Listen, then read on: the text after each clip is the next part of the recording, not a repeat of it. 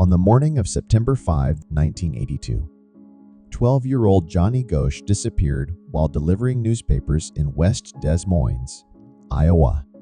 As a paperboy for the Des Moines Register, his sudden vanishing became one of the first missing child cases to gain national attention after being featured on milk cartons.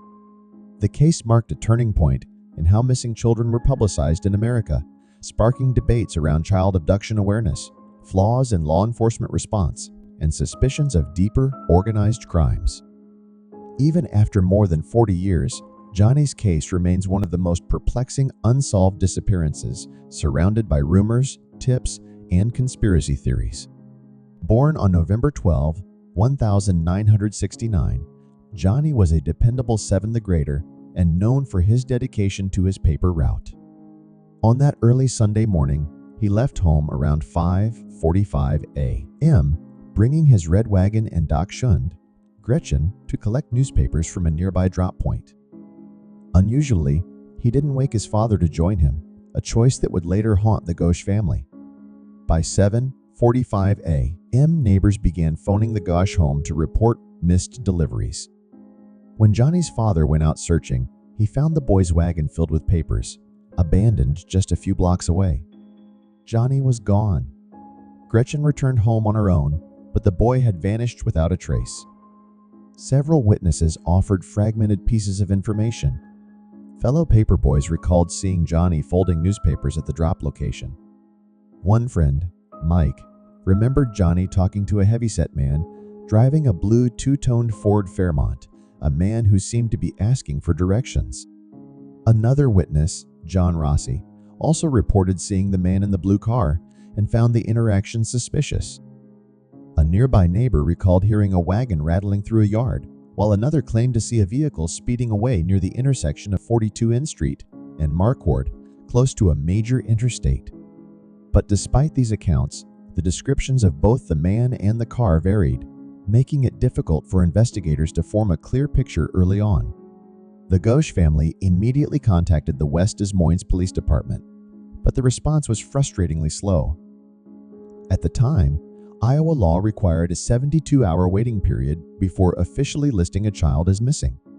Police initially suggested that Johnny had run away, an assumption shaped by the limited awareness around child abductions in the early 1980s.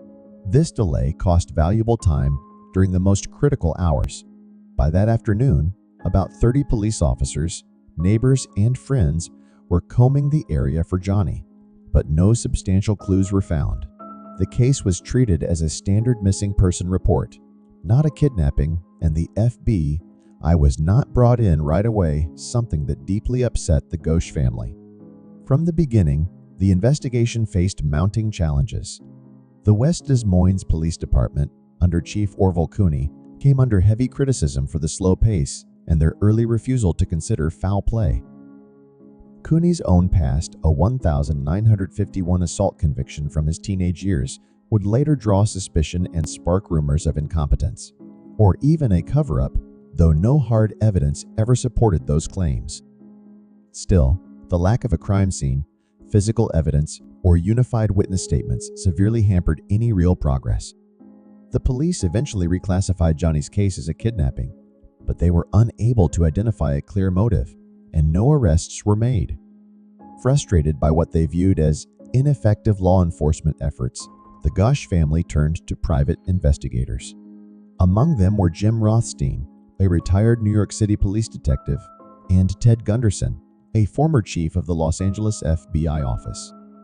These investigators delved into theories involving organized crime, particularly child trafficking and pedophile networks, though their findings remained largely speculative and lacked solid evidence.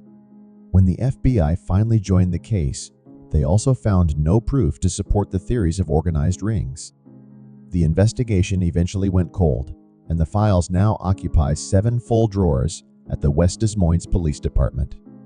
The mystery deepened in 1984 when another Des Moines paperboy, Eugene Martin, vanished under eerily similar circumstances. The dual cases would go on to spark a nationwide movement known as the Milk Carton Campaign. In September 1984, Anderson Erickson Dairy, a company based in Des Moines, began printing photos of Johnny and Eugene on their milk cartons. This marked the first time that missing children's faces were broadcast to the public in such a widely distributed and visual medium. The campaign was inspired by a relative of Eugene who worked at the dairy, and it quickly gained momentum. Soon, around 700 dairies across the United States had printed 3 billion milk cartons with photos of missing children by the mid-1980s. The effort brought child abduction awareness directly into American homes and fueled a growing concern over the safety of children, especially the threat posed by strangers. Noreen Gosch, Johnny's mother, emerged as a passionate advocate for change. Turning her pain into purpose, she established the Johnny Gosch Foundation in 1982 to educate the public on child predators and to help fund private investigations. Her advocacy reached a legislative milestone with the passage of the Johnny Gosch Bill in Iowa in 1984. This law required police to respond immediately to missing child cases when foul play was suspected. The bill inspired similar laws in 8 other states, and eventually, federal legislation followed, abolishing mandatory waiting periods for missing children cases across the nation. Noreen's testimony before the U.S. Senate in 1984, where she discussed organized pedophilia, significantly raised her public profile. However, it also led to threats against her life and increasing skepticism from law enforcement. Over time, numerous reported sightings of Johnny Gosch kept his case in the spotlight, but also made the story more complex. One of the earliest came in 1983, when a woman in Tulsa, Oklahoma, claimed a boy identifying himself as John David Gosch begged for help before being forcibly taken away by 2 men. In 1985, a dollar bill surfaced in Sioux City, Iowa, bearing the message, "I am alive, Johnny Gosch." Noreen believed the handwriting belonged to her son. Another strange incident occurred in Denver, Colorado, where the words "Johnny Gosch was here" were scrawled in red nail polish in a public restroom. These reports generated interest and hope, but none of them were ever confirmed through investigation or physical evidence. One of the most controversial developments came in March 1997, when Noreen Gosch claimed Johnny, now 27 years old, visited her in the middle of the night. She said he appeared at 2:30 a.m. with an unknown man and stayed for a few hours. According to her, Johnny explained he had been trafficked by a pedophile network, discarded when he aged out, and was now living in hiding, afraid for his life. After the visit, he vanished again, and Noreen has not seen him since that night. Johnny's father, John, who had divorced Noreen in 1993, expressed doubt about her claims. With no physical evidence or witnesses to corroborate her account, the story drew intense public debate.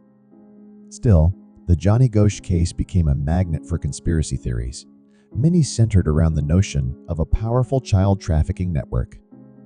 Noreen maintained that her son was taken by an underground ring connected to influential figures in politics, intelligence agencies, and the military. She outlined these accusations in her 2000 book, Why Johnny Can't Come Home.